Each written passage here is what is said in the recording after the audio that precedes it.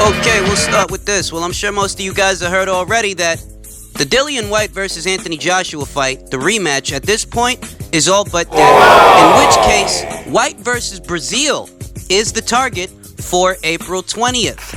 A section of the article reads, "It was all right, very interesting," White told IFL TV's Kugan Cassius over the weekend of his recent stateside tour, though while also setting the record straight in terms of the direction and interest. "It was an eye-opener. I wasn't whoring myself to anyone. Everyone was whoring themselves to me.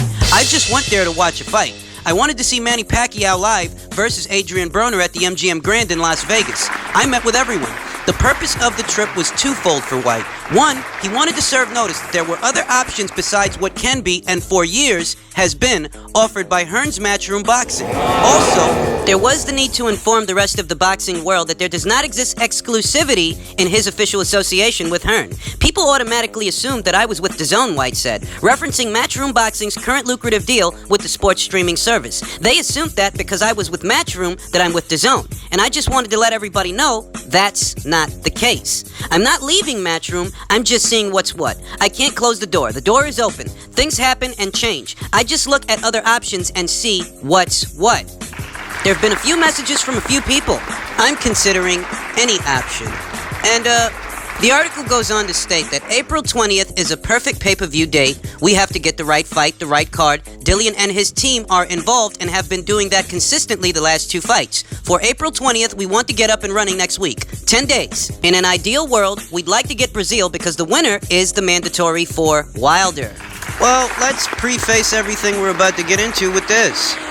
Dillian White was one of the leading candidates to face Anthony Joshua next. He was one of the front runners, but Dillian White chose to play the game.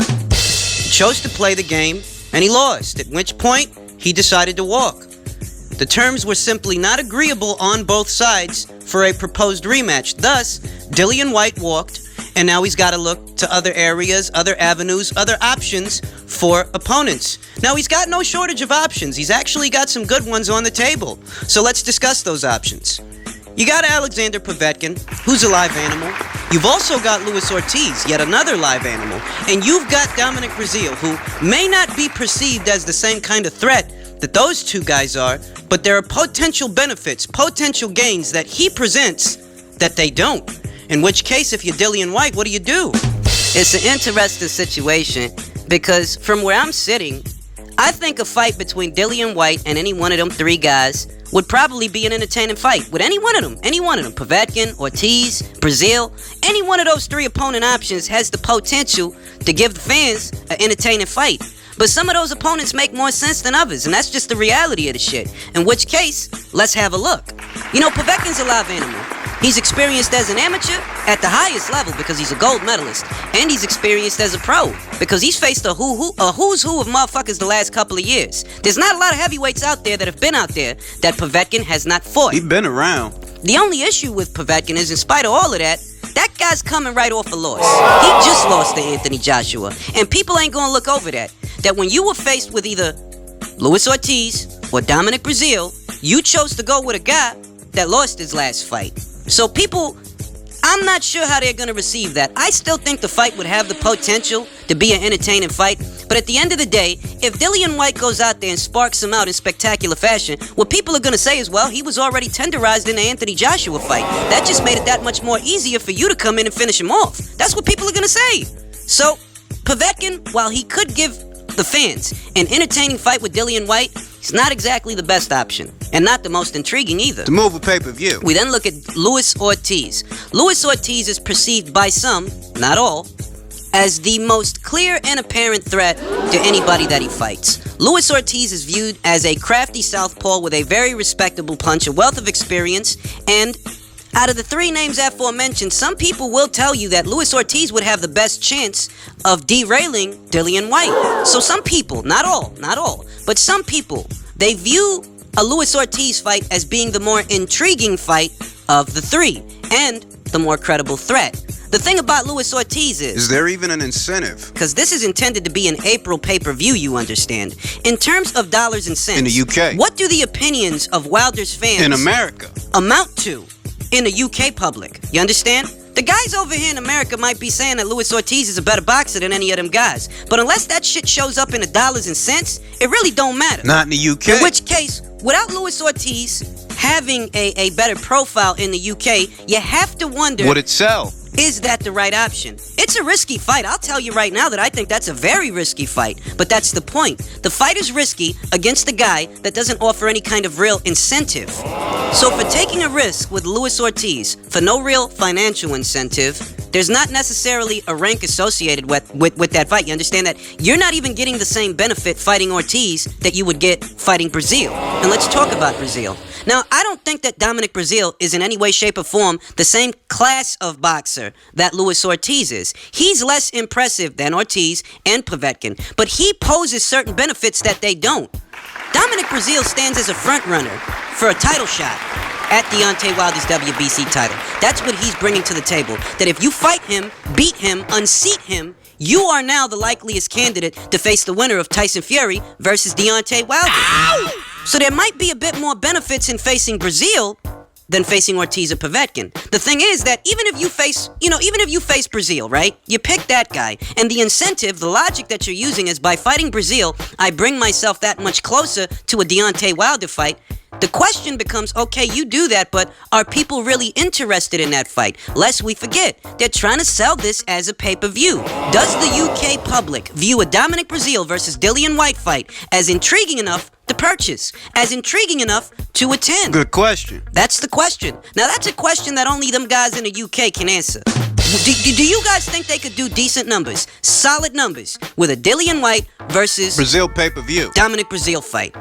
At minimum, I'll say that if you really wanted to push that kind of a fight, you'd need a decent undercard. You really would. That fight in and of itself, I don't think that fight in and of itself is intriguing enough on its own that it would be on the level of the White versus Chisora fights, both of them, and that it would be on the level of the White versus Parker fight. Those were all legitimately intriguing fights, whereas Brazile, I kind of feel like he falls short of the mark in terms of intrigue. There is an added benefit that you get closer to Wilder, but you're also trying to put together a fight that has pay-per-view appeal value. And I'm not sure that Brazile, I'm just not sure. I'm not sure. A good undercard would really help that along, though. That, you know what, maybe the Dillian White versus Dominic Brazile fight, it's not the greatest fight, but the undercard's pretty solid, so you can enjoy that in the in-between time. All depends on who they put on the undercard. Now, I'm hearing rumblings that Joseph Parker may be squaring off against Derek Chisora on that undercard, in which case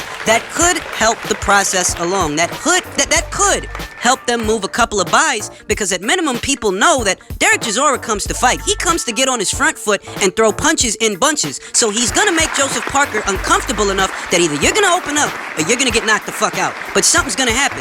That kind of intrigue may help them move some pay-per-view buys. So let's recap. I'd have to say that the best two options of the three are Ortiz and Brazile, but for very different reasons. I myself view an Ortiz fight as being more intriguing. The thing is, this is supposed to be a UK pay-per-view. Trying to sell. So think about it. You'd be taking on a very risky opponent who doesn't bring much of anything to the table. He's got no UK profile whatsoever, and you'd be taking a chance on him. Why? Now, Brazile, he may have equal to or less than a profile than Ortiz does in the UK, but he actually is bringing something to the table. Not as intriguing a fight, but if you manage to win, you actually get something out of it. I mean, the only way it works out to where Ortiz would be a more beneficial option to choose than Dillian White is if the pay-per-view or the fight itself weren't even in the UK. If the fight were here in America, and you were trying to make a splash here in America, then Ortiz would be the option to go with. Instead of Brazile. Because the American boxing fans do have a higher opinion of Luis Ortiz than Dominic Brazile. Thus, if you really wanted to make a splash and get people's attention, then that would be the guy to fight. But that would only be on the premise that the fight were here in America. In which case, this April pay-per-view is not. It's a UK pay-per-view. It's funny. Some of the things that Dillian White mentioned upon his arrival to America, that he wasn't whoring himself to anybody. He wasn't necessarily shopping around or in the market for anything. He was really just here to see the Pacquiao versus Broner fight at the MGM Grand, and yet there were people that were whoring themselves to him. This is a part of the reason that he might be feeling like he should keep his options open, because he sees that across the Atlantic, there is an interest in the Dillian White business. So hypothetically speaking, if you were Dillian White and you were trying to make a splash in America and your two opponent options just so happened to be Dominic Brazile and Luis Ortiz, out of those two guys, you'd get more attention with Luis Ortiz. You really would get more of a profile boost with Luis Ortiz than you would with Dominic Brazile. In spite of the obvious benefits that he presents, that while he might not, you might not get as big a profile boost for beating Dominic Brazile, but you do get a little closer to the WBC title. That's all well and good. But out of those two guys, I think more people in America would be interested in an Ortiz fight. In retrospect, with a Brazile fight, I think more people would prefer to see Dillian White fight a Luis Ortiz instead of that guy. Nevertheless, that's neither here nor there because they're talking about staging a UK pay-per-view, in which case, if it's a UK pay-per-view, then a Luis Ortiz fight would make almost no sense. It wouldn't. I mean, I think that guys over here in America would respect it. I think that the people over here in the States would respect it. But what do the people in the States represent in terms of dollars and cents for a UK pay-per-view? I'll tell you what they represent. Not a goddamn fucking thing. So if your goal is to sell a pay-per-view event, it's hard to imagine that, that you're doing the right thing if you went with Luis Ortiz. Because I think that the people most intrigued by a fight like that would be the ones that don't actually have to pay for it. I'm not sure how the UK public would feel about a fight like that. That's saying that while Luis Ortiz is a solid opponent and an interesting option that makes for an exciting fight, does he really bring in that many more buys to the table than Dominic Brazile would? Does fighting Luis Ortiz bring you closer to a title? Is it even about being brought close to a title at this point when technically you already were close to a title? You just didn't like the terms, so you chose to walk. It's an interesting situation, it really is. At minimum, what I'll say is that out of these three options, the more logical choice of the three, maybe not the most intriguing, maybe not the most entertaining, but the most logical. Out of the three, the most logical choice probably would be Dominic Brazile. It probably would.